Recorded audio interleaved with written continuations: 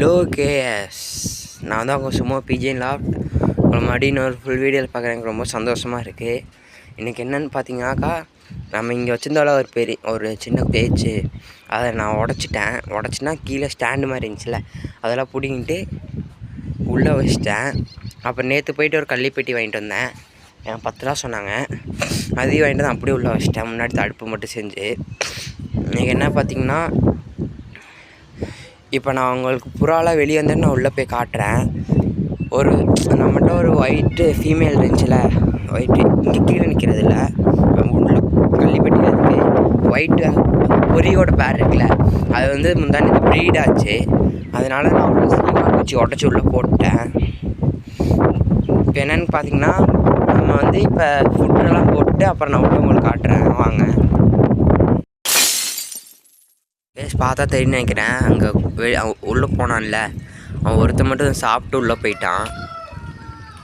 எல்லோரும் வருவாங்க கொஞ்சம் கொஞ்சமாக. நம்ம புதுசாக வாங்கணும்னு சொன்னால ஒரு பேர், அதுவும் வரும். உள்ளே எப்படி அலந்துருக்காங்க. நம்ம பீஜன் லாஸ் பண்ணணும்னு சொன்னோம்ல, அது நமக்கு ரிட்டன் ஆகவே இல்லை. எனக்கு தெரிஞ்ச அது டெத் ஆகிருக்கும்னு நினைக்கிறேன். ஓகே, அது உயிரோடு இருந்தால் அது ரெக்கையில் பறக்க முடியாது. ஓகே, மனசை தேர்த்திட்டு மற்ற புறாங்களை பார்க்கலாம்.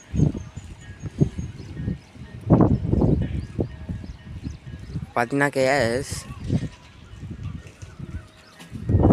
நம்மளோட பிஜிஎனை வந்து நம்ம எப்படி டக்குன்னு முட்டை போட வைக்கிறதுன்னு பார்க்கலாம். முட்டைனா தொடர்ந்து அதிக முட்டை போடுறதுன்னு எப்படின்னு பார்க்கலாமா?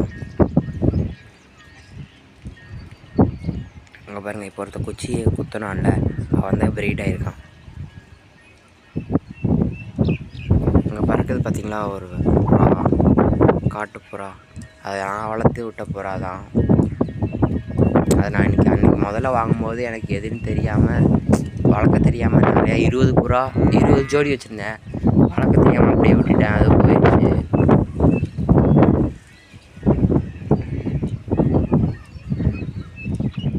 பார்த்திங்கன்னா, நம்ம புறாவை அதிக முட்டை போட வைக்கிறது எப்படின்னு பார்க்கலாமா? அதுக்கு ஃபஸ்ட்டு நல்லா நீட்டான கேஜ் இருக்கணும்.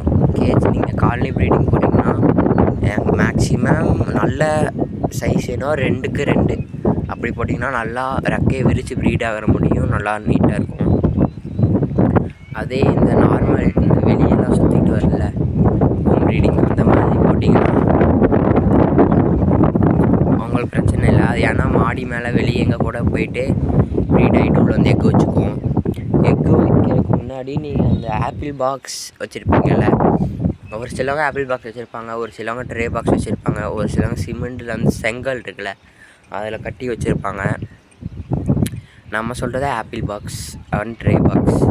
ஆப்பிள் பாக்ஸ் முன்னாடி வந்து கீழே ஒரு 2 அடினா லென்த்து வந்து ஒரு 2 ஃபீட், இவ்வளோ இருந்தால் போதும்.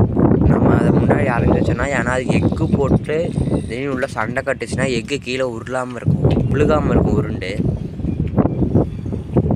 பாருங்க, உள்ள ஒருத்தன் குச்சி எடுக்கிறான். குச்சி எடுத்துட்டு கீழே போட்டாங்க. அது எக்கு வந்து கீழே உருளாமல் இருக்கும். அப்புறம் வந்து நல்ல ஃபுட்டு. நீங்கள் அடிக்கடி முட்டை போடணும், முட்டையே போட மாட்டேங்குது அப்படின்னு எதாவது பிரச்சனை வந்துச்சுன்னா, வாரத்துக்கு ஒரு நாள் சண்டே இல்லை சாட்டர்டே, டெய்லி சொல்கிறேன் பாருங்க, வாரத்துக்கு ஒரு நாள் weekly once Sunday or Saturday 2 நாளில் ஏதோ ஒரு நாளில் நீங்கள் வந்து தண்ணியில் வந்து நெய் கலந்து வைங்க. நெய் கலந்து வச்சுட்டு அப்புறம் அந்த பொட்டுக்கடலை இருக்குல்ல, நிலக்கடலை உடச்ச கடலை, அது வந்து ஒரு நிறையா போடுங்க. அது சாப்பிட்டு மிச்சம் வைக்கிற அளவு நிறையா போடுங்க. அப்போனா அது கொஞ்சம் நல்லா டக்குன்னு ப்ரீட் ஆகும், முட்டை வைக்கும். ஒரு சில புறாலாம் பேர் ஆயிடுச்சு அப்புறம் முட்டை வைக்கலை அப்படின்னு சொல்லுவீங்க. அது நீங்கள் பேர் சரியாக ஆயிருக்காது. நீங்கள் மறுபடியும் ஒருக்கா பேர் பண்ணுங்கணும். பேர் பண்ணால் அது உங்களுக்கு முட்டை வச்சிடும். ஓகே கேஸ், இந்த வீடியோ பிடிச்சா லைக், ஷேர், சப்ஸ்கிரைப் பண்ணிக்கோங்க. மறக்காமல் அந்த பெல் ஐகான் பண்ணலாம் ஆளில் போட்டுக்கோங்க. அப்போ தான் நான் ஒவ்வொரு வீடியோ நோட்டிஃபிகேஷன் ஆகும். தேங்க்யூ.